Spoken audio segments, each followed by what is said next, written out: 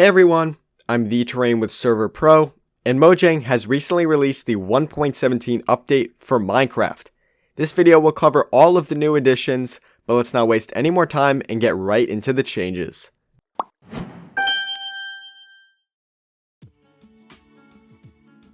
Firstly, new deep slate blocks have been added.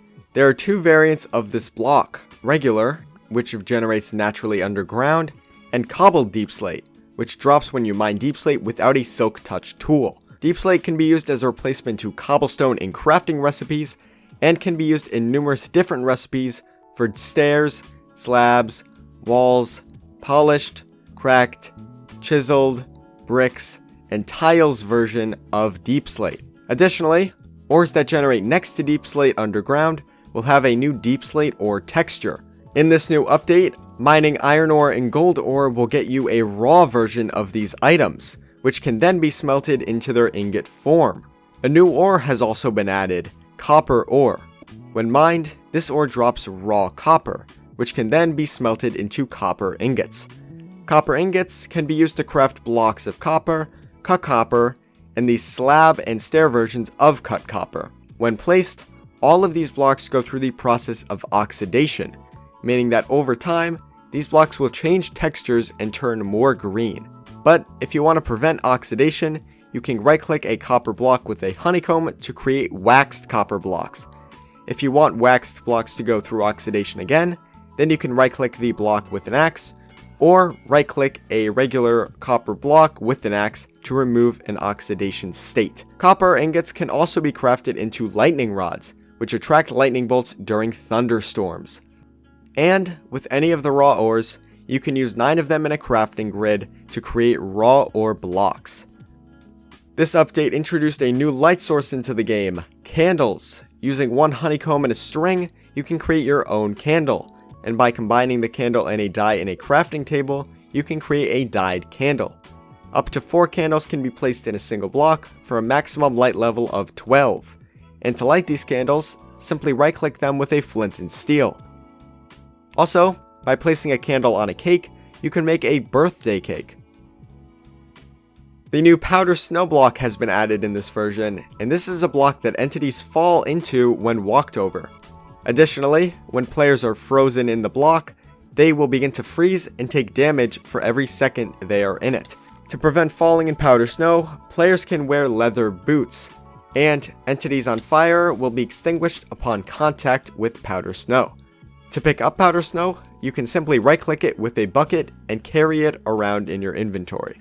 2 new stone types can generate in this version, tuff, which looks similar to cobblestone, and calcite, which looks similar to a much nicer diorite. And a new type of basalt generates in the overworld, smooth basalt. This block can also be obtained by smelting regular basalt in a furnace. This release also introduced dripstone blocks, and growing on these blocks, you'll find pointed dripstone, which can be placed on the ceiling or ground of blocks.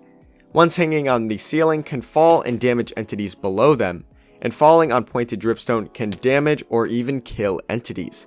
The new rooted dirt block exists in this version, and neither grass or mycelium can spread onto this block.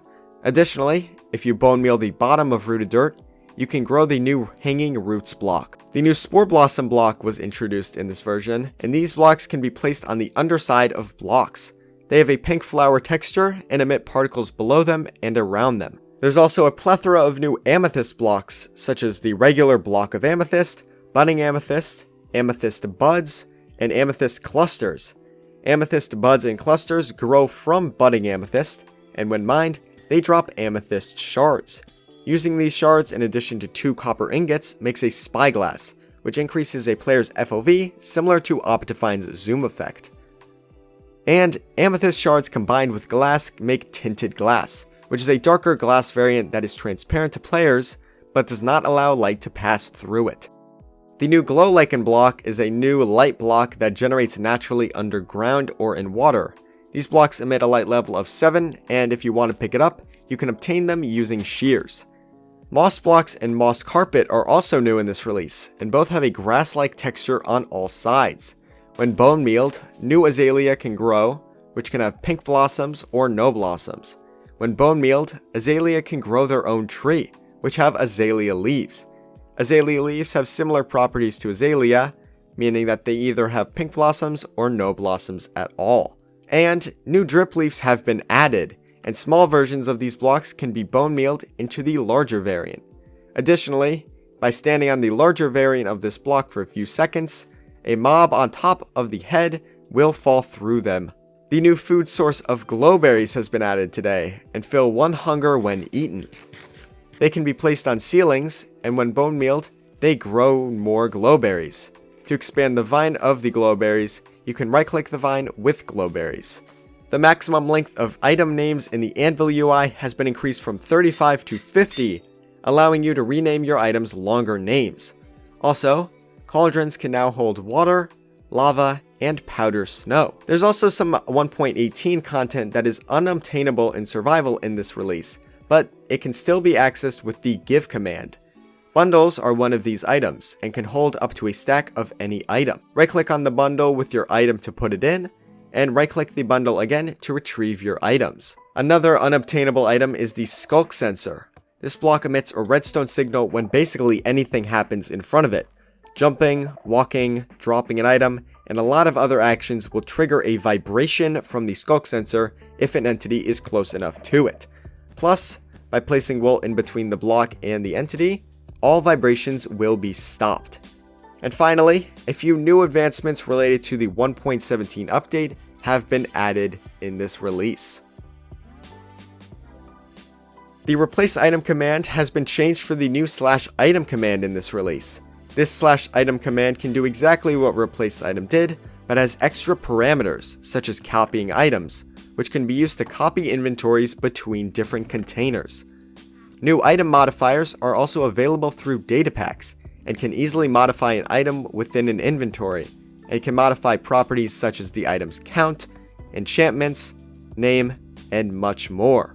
2 new game rules were also added in this update. Freeze damage, which can stop damage taken from being inside of powder snow, and player sleeping percentage, which controls the percentage of players needed to skip the night cycle. By default, this is set to 100%, meaning that all players must be sleeping. But by setting it to a number low such as 1 or 0, only one player needs to sleep to skip the night. Pressing F3 and L now starts a 10-second recording of all important metrics in your game, and is saved to a specific folder titled Profiling in your game files. Lots of new item, block, and entity tags were also added in this version, which can be changed through data packs. There will be a list of them up on the screen now, and you can check them out in the changelog down in the description. Additionally, if players now hold the spacebar while reading the credits will scroll a lot faster. And to scroll it even faster, you can hold down the left control button at the same time, and it will go extremely quickly. The adorable axolotls have finally been added in this update, and these mobs are passive and can spawn underwater. However, even though they are passive with players, they will attack all other underwater mobs except for turtles and dolphins. Additionally, they can be caught in a bucket similarly to tropical fish.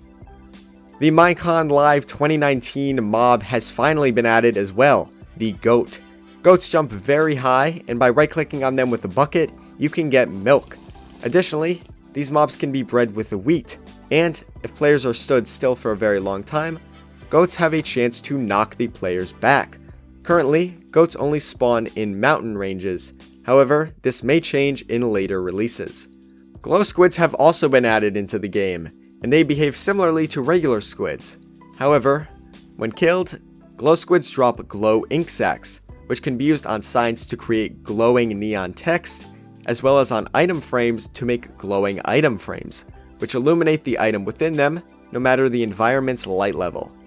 Additionally, wandering traders can now sell new 1.17 blocks such as moss, drip leaves, pointed dripstone, and rooted dirt. Ore textures have been revamped in this new release. This is both to help colorblind players know which ores are which by easily distinguishing their shape, as well as serving as a quality of life change. A new monochrome logo has also been added, and can be toggled in the accessibility settings under the monochrome logo category. Additionally, the Minecraft home menu now has a new panorama and a new 1.17 cave. And some items, such as the compass and clock, have gotten revamped textures in the update, and they now look a lot more colorful.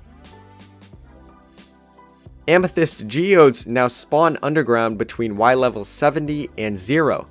These geodes are surrounded by the new smooth basalt and calcite blocks, and contain amethyst blocks and budding amethyst. Azalea trees also now spawn above the new lush caves biome, which currently does not naturally generate in-game, but can be accessed using a single biome world type. These trees consist of azalea leaves, oak logs, and the new rooted dirt. And if you dig down beneath one, you will find the lush caves biome.